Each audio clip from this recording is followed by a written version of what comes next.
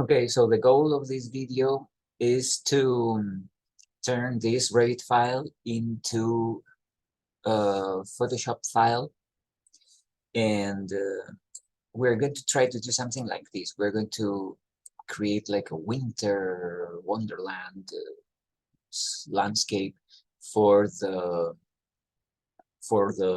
humble barn that we have created in Revit. So let's do it. First, we have to select a good view. And if you look at pictures, the perspective, it has to be like this. So the building has to be centered in the image. The perspective has to be good enough.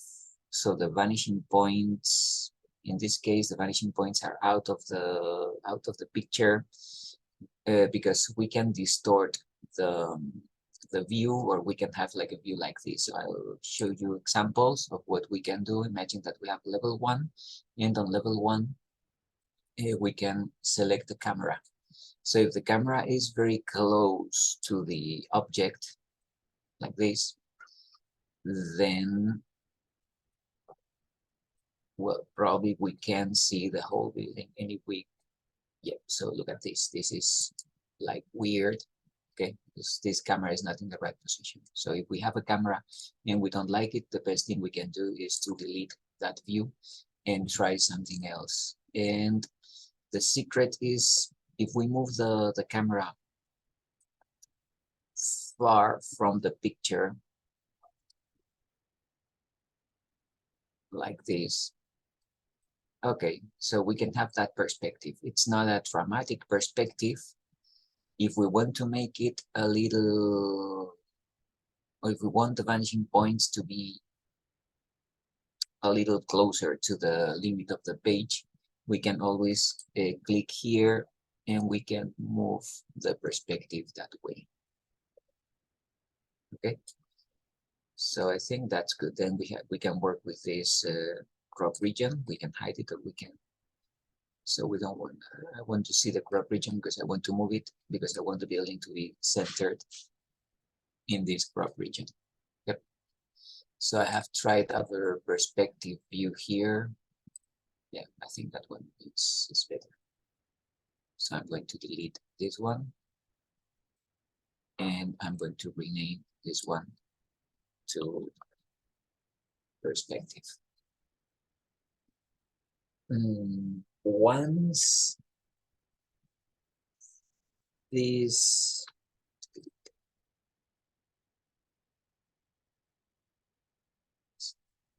when we are done with this, first thing, because if we touch something, or if we rotate the view accidentally, then we will lose the perspective. So the first thing we can do is to save orientation and lock view. And now you can't do anything with it. You can zoom in or zoom out, but it's always within the crop region. So it's always there. So I think that's a good perspective. And if we lock the view, that's it. Then the next thing, we can create sheets, because I want to print this out. There are different ways to print it out, but I think the best way is to create a sheet. If we open a new one, by default we have this 30 by 42. This is too big, so we want something smaller. So I can load family, and in this load family I can select title blocks. So with title blocks, yeah, we can either select the 8.5 by 11. Let's work with this 11 by 17 horizontal. Load. And now when we create a new sheet, this option is there. So we still have the 30 by 42, but I want to select this one. Okay.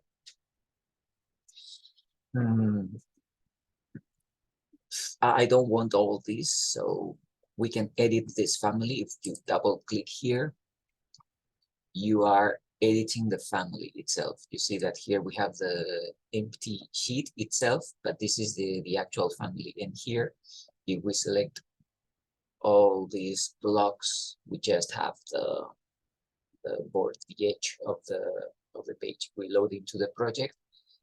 Which project? The barn. and we overwrite the version, and here we have this without anything on it. That's what I want, because I want to look at this perspective here. So if I drag the perspective view here, it's too small. So how can we make it bigger? How can we fit this picture to the edge? We can use size crop. So with size crop, if we click on scale, because we want to lock proportions, then we can make the width, if it's 11 by 17, if the width is 17, apply. And okay. So now, yep, the building, the drawing is there. If we want to go back to the perspective view and we want to hide the crop region, now we don't see the crop region here. We see the edge of the sheet itself, the 11 by 17, but we don't see the crop region. So I think it's good enough. What's next? Now I will try different things, different options for rendering. So the first option we're going to try is just, we have to work on the perspective, not on the sheet. This is the unnamed. If we have this, I can rename this to a number, whatever, and name perspective or bar perspective.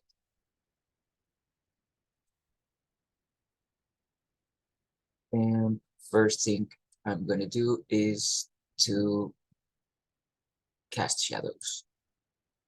Okay, so we click here, we cast shadows, and we have to select the right shadow here.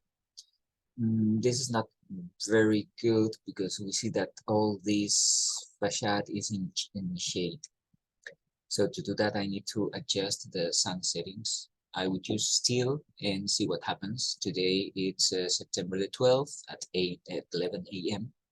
So if we apply, this is what we get. Oh, that's better because we have a shade here. We have this facade is half shaded, half with sunlight, and I think it's good enough. We can always move this if we move it towards the afternoon. We keep having this, or let's see what happens. 12 p.m. Okay, I think 12 p.m. it's good enough. So let's click OK. And now I'm going to print this out. I'm going to print this sheet as a PDF. So let's print Microsoft Print PDF. I click here, selected views, and when I select this, I have to select this one. I'm going to do it again. Okay, so by default, I think you have the current view. If you click on selected views and you select multiple, we have 2D views. If you look at 2D views, or we look at 3D views, and then we have to select the sheet 101 unnamed. It's not, we have to select the 102 barn perspective. So I want to select just 3D views.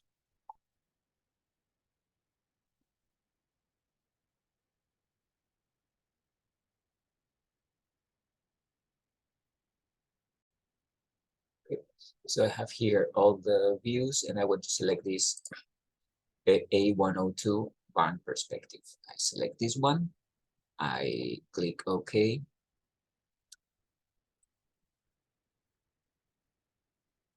And I have here different options. Okay, I'm going to name it like barn 7. I will do this many times. Okay, this view is barn 7. If I look at this, I have barn 7 here in my folder. So if I open this view, I have the PDF view, And that's it. It's not great. We can make it better. So that's why we're going to use Photoshop. But let's first explore what Revit can do. So in Revit, we always have to work in perspective. And here we have the visual style, these graphic display options. So with these graphic display options, we have this hidden line. We can work with consistent colors and then apply. And then we have this, it's not great. Shade it, let's see what happens. Not great. And if we have realistic, we have this, apply. And here I have uploaded some materials. Okay, so I have uploaded a material for the roof and another material for the wall. Okay, if I think that's good enough, I can click OK, and then on the barn perspective, I can print it again. So I print. I have this sheet selected, so I can click OK. And I will rename it Barn 8.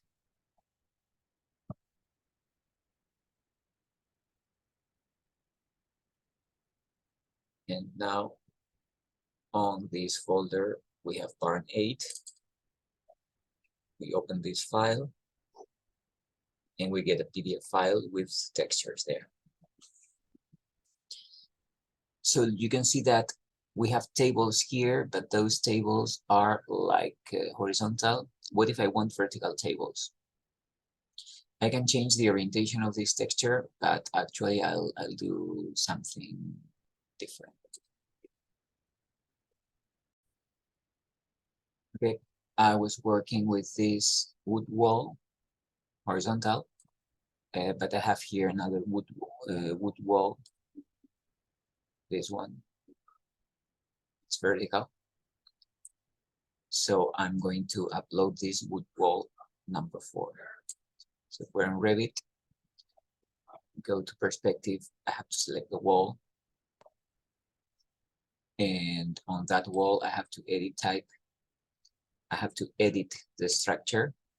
And here I had this material, this texture. Okay, so I'm going to select this. So on this wood barn wall, we have this wood wall, this texture, which is horizontal, as you can see. I want to change that, so I'm going to create a new material. I'm going to change the identity. It's barn.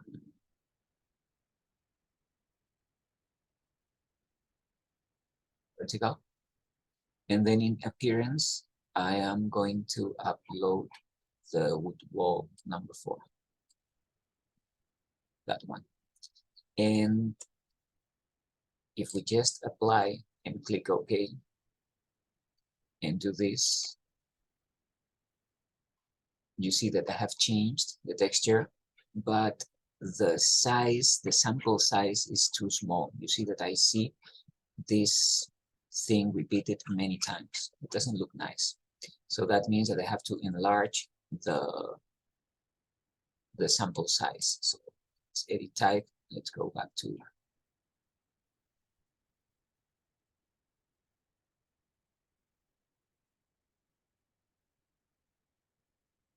edit this.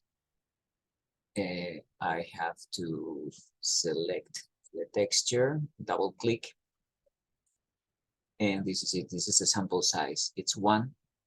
So if I want this to go from the floor to the ceiling, I think the height is around 10 feet.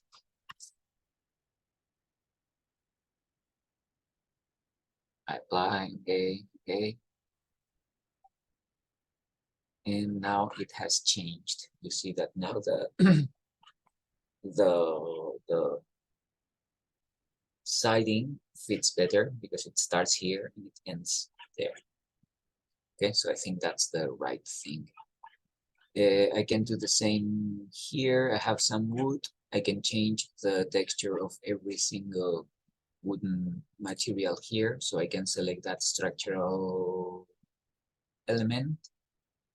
Well, changing this is not that easy. Well, here we have materials and finishes, and here we have softwood. This is the default Revit thing.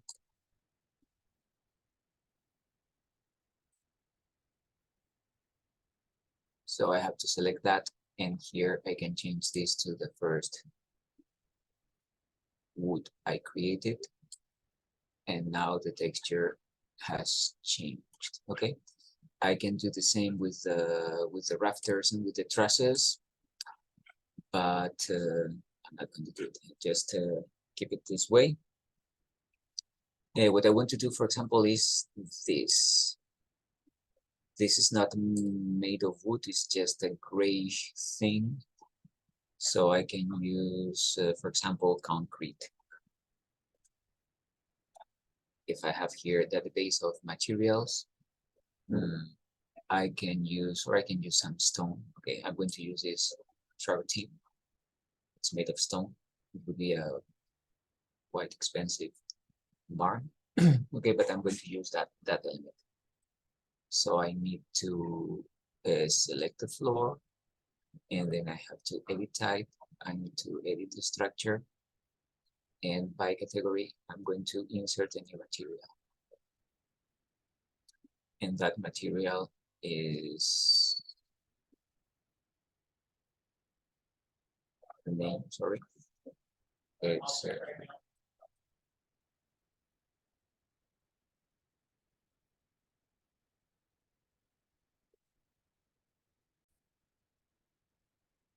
okay, so that's the name. Now in appearance, I click here. This is the travertine. I don't remember which one. Which was the, okay, O2. Open. Now you can click again, or you can set again the sample size. I think 10 by 10 works well.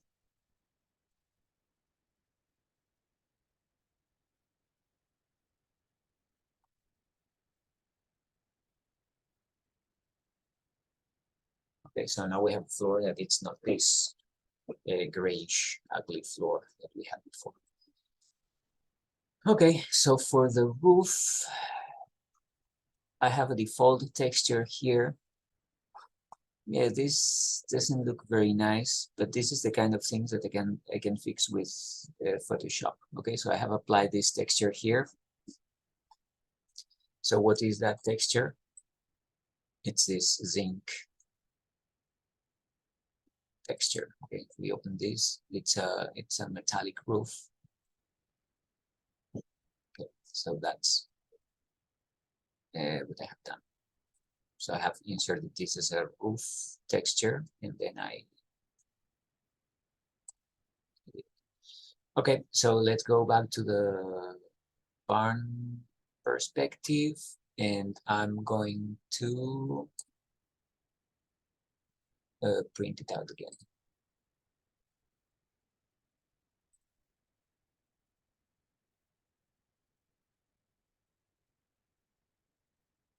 Barn 9.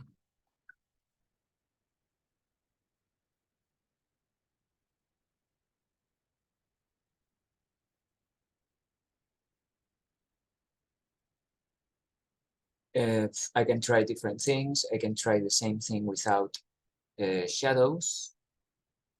Maybe I will use this for something else, and then I can print it out again.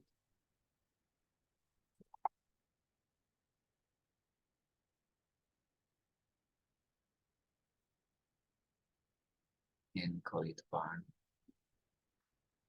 And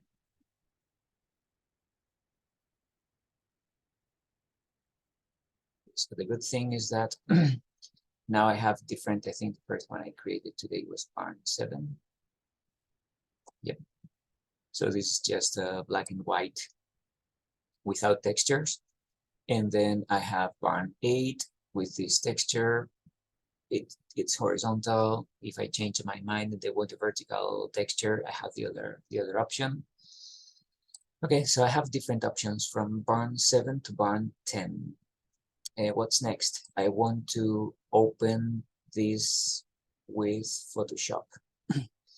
So if I don't have it here, sometimes if you right click and you select open with, you find Photoshop here, or choose another app. But I'm going to open Photoshop, and then I will open these 4 different files in Photoshop.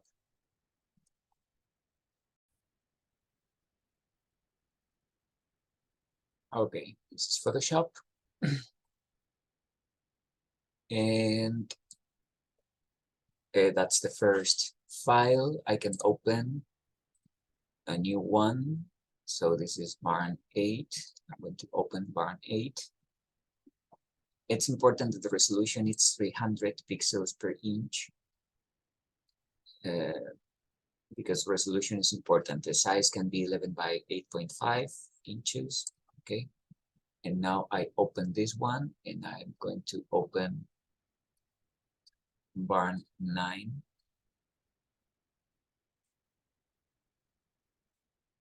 And barn.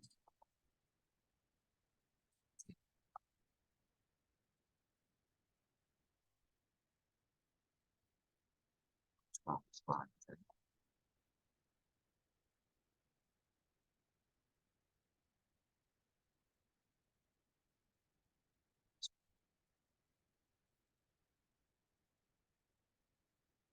If open doesn't work, we can always drag it here. The thing is that if we drag, it becomes an intelligent object. Okay, so we have this thing here. So you see that the only difference is the shadow. So I'm going to turn this into a rasterized layer. So that's the idea. I have different layers, and each layer has a property. So the thing what I'm going to do, I'm going to insert all the layers on the same file. So I have here the barn 7. I can select everything. Then Control C, copy.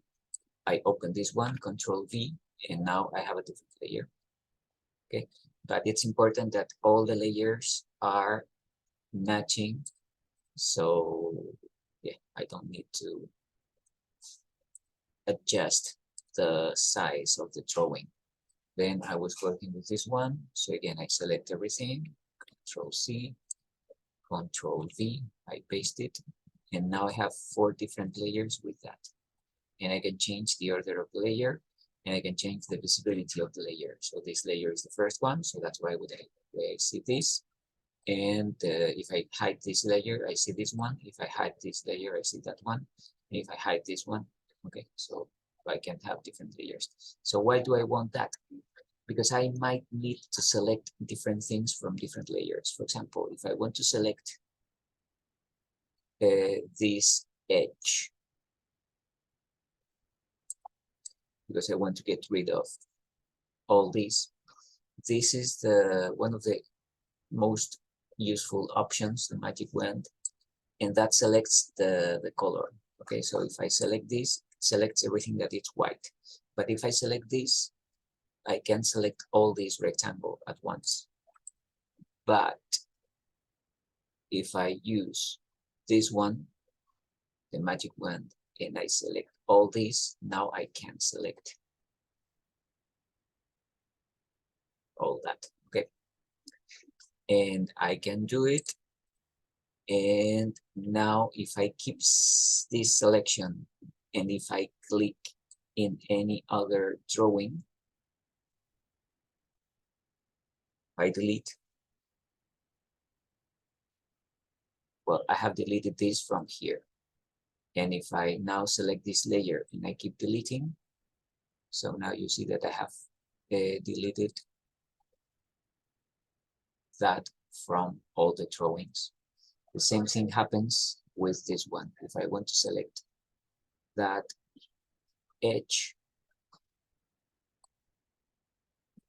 and then I can keep deleting this from all the layers, and I have this, well, that's the background. That means that this is transparent, this squares that I have there. And now I can create a complete different material there. So if I click here,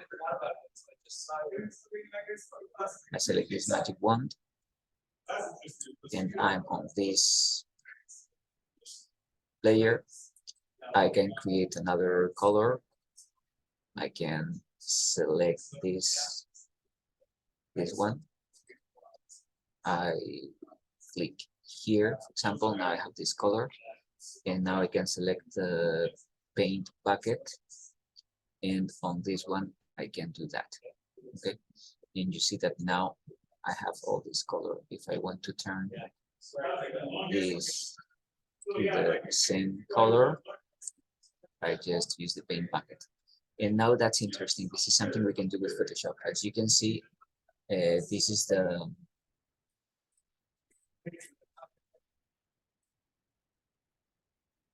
we have light here,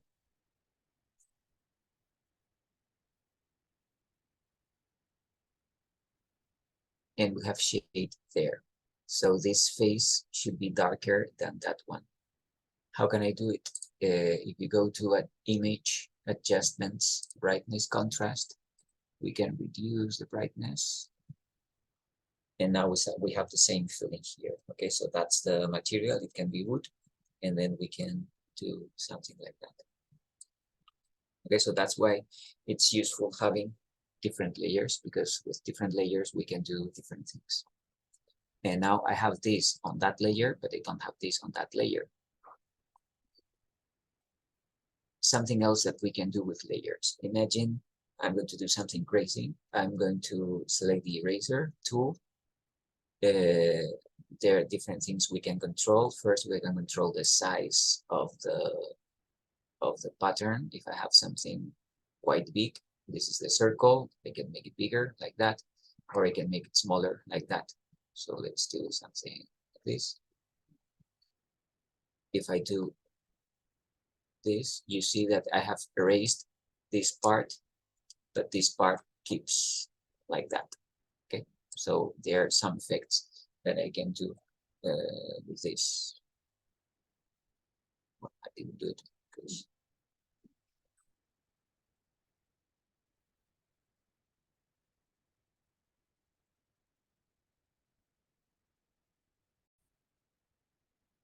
okay, now we need this magic.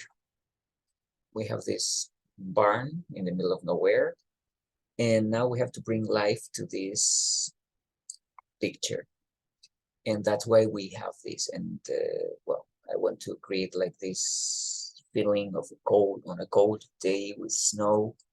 I will get rid of the tears, but what is the most important thing here? Well, first, the colors that we are using. If we want to convey the idea that something is cold, we need these colors: gray, blue, light colors, not bright colors.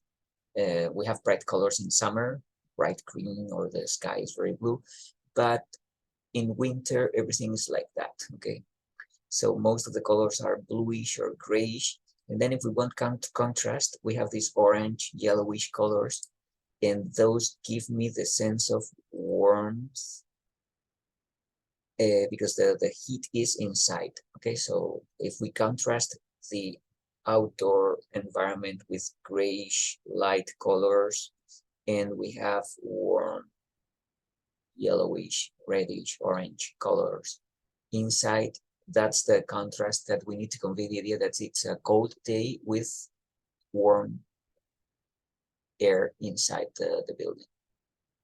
And then the second thing, first the colors, and second, you see that there's then like an effect of distance, and this is because of the fog.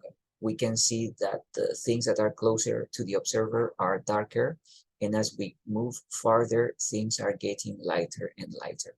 So having these different layers gives you the sense of depth that a day like this needs.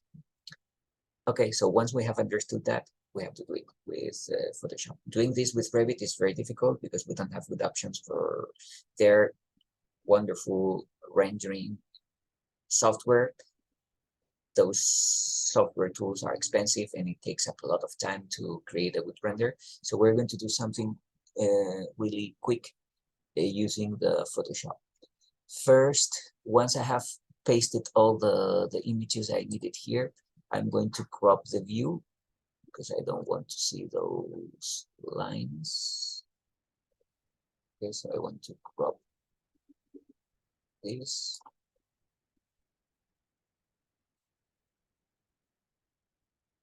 And I need a floor and I need a sky.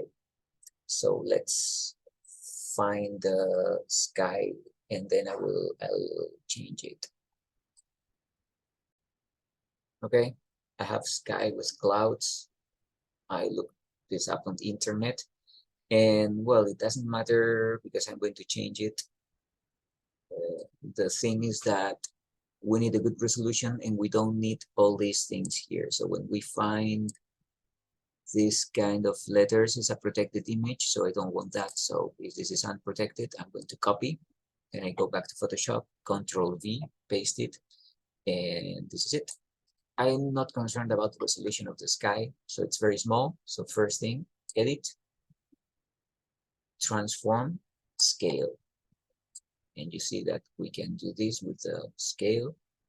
If we do this, we make it narrower. If we press Shift, we can change the size without affecting. So the resolution is not great, but it's the sky. So it's blue. It works really bad with this kind of winter wonderland that we're trying to do here. Okay, but first we need to make sure that the sky is behind our buildings. How can we do that? If we have this, that's why I want this layer even without shadows here, because I want to select everything that it's white, everything that it's not the building. Okay, so first I need to select this. I have to select this layer, and now I can select all these, and I press Shift and this and this. Okay. So now if I go back to that, I want to delete what doesn't belong to the sky. So what I have selected is the sky. If I delete it, okay, this is exactly what I don't want. So I have to click here, select, and I have to inverse.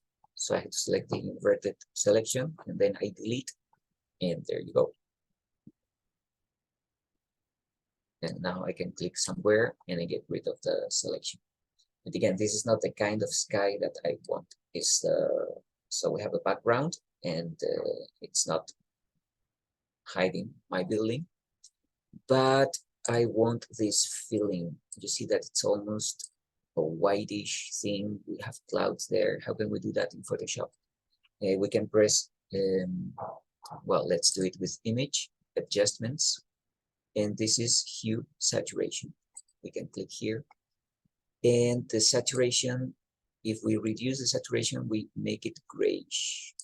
And if we increase the lightness, we'll make it lighter.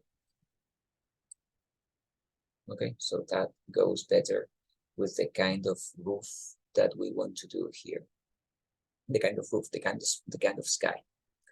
Then we need to know where the horizon line is.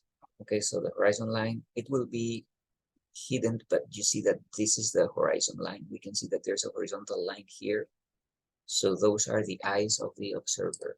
So the eyes of the observer have to be, if we have this vanishing point going this way and that way. So we know that horizon line will be somewhere between these two lines. So I can select this. I can decide that this is my horizon line. I can delete that. And that works well. And finally, the closer we are to the horizon line, the lighter or the more dense the fog will be. Okay, so to do that, I'm going to use a white color. Okay, so I click here and select a white color. And now instead of paint bucket, I'm going to select the gradient tool. So the gradient tool, here we have different options. In basics, we have from foreground to transparent, or from this color to that color. I'm going to change this radically. I'm going to make it red.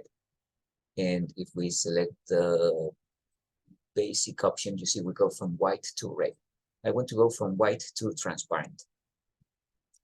And then I'm on this layer, and I'm going to select this white thing, and we go from white to transparent. What's the problem? Again, I don't want to hide the building. So I have to select this layer. I have to use the magic wand. And now I select everything that doesn't have to do with the building. And if I use this now, if I go from white to transparent, not here, but in the sky, this is it. Okay, so it's like the horizon line is not a defined line. It's like blurry. And it looks better. Okay, for this kind of winter thing that I'm doing here. What about this? So I have this layer, and this layer, it's too bright. Colors are too bright here. So there are different things I can do. Working with the saturation, we will make the colors less bright. Okay, so again, image, adjustments, hue, and saturation. Let's change the saturation and let's make it lighter. So I think that works better with the, okay, so look at this. It was yellowish and I don't like it. Okay. So we'll edit, redo.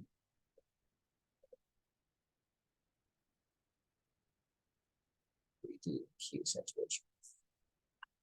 Yeah, so I think that works better with the background, with this sky that we have created there.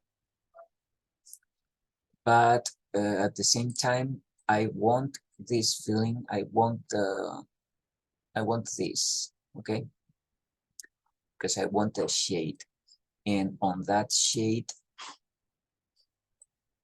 So if we remove the sky, we will see that we have a shade there.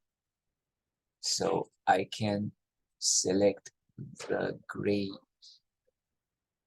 shadow we have here, and then I can go to the sky and I can delete it.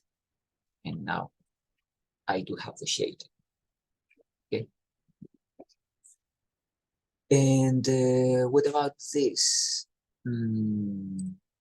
Okay, so I want this color, but at the same time I want the shade. So keeping, oh, you see that okay, look at this. I'm going to select this layer, the one that I have worked with a hue saturation, and I'm going to use the eraser tool. So the eraser, if the opacity is 100, I can do this, and I can understand that there's a line here. The shade shows up because I have deleted this or erased that. But if I change the opacity of this eraser tool, I can do this, and yeah, by doing that, I can play with this. Okay, so now look at this layer. I have like erased part of this, and if I have this in the background, I can have different. Okay, but now if I remove this one, it doesn't look that nice. So that's why I have different layers on it, and I think that looks better because I have the shade here, and without shade, it appears that the buildings are floating. So I need some shade here to understand that it sits on the floor. Okay, so I think the colors go well now. It looks like a winter day. But I need something now. The floor is white, but we need, you see that even the floor, we can have like steps, or the snow, it's not completely white. We have different things here. Okay, so we need a floor with snow. And to do that, I'm going to use one of those textures that I have here. Okay, I have this dirt texture, so I'm going to use this as a base for snow. Can I open this with Photoshop? No. Okay, so let me open that texture. Okay, I go to open. I have this texture here. I click open and I have this. Okay, so I'm going to copy. I'm going to select everything, Control C, copy, and then I'm going to open this file and Control V. I have another layer here, and I want this layer to be at the top. And okay, so I'm going to place it here. I'm going to, no, sorry, I'm going to place it here. Now I'm going to transform scale. So I do this. And finally, I want to make that smaller, zoom out. And I'm going to go to edit, transform, but I'm going to use this distort. If I do that, then I can create a feeling of perspective like this. Okay. If you want a green grass, so it doesn't have to be snow, we can keep doing the same thing we did for the sky. I can select this layer, and now I can select these and these and all these. I can select inverse, and now I delete. Well, I have to delete that layer. Okay, right. And well, that works actually. So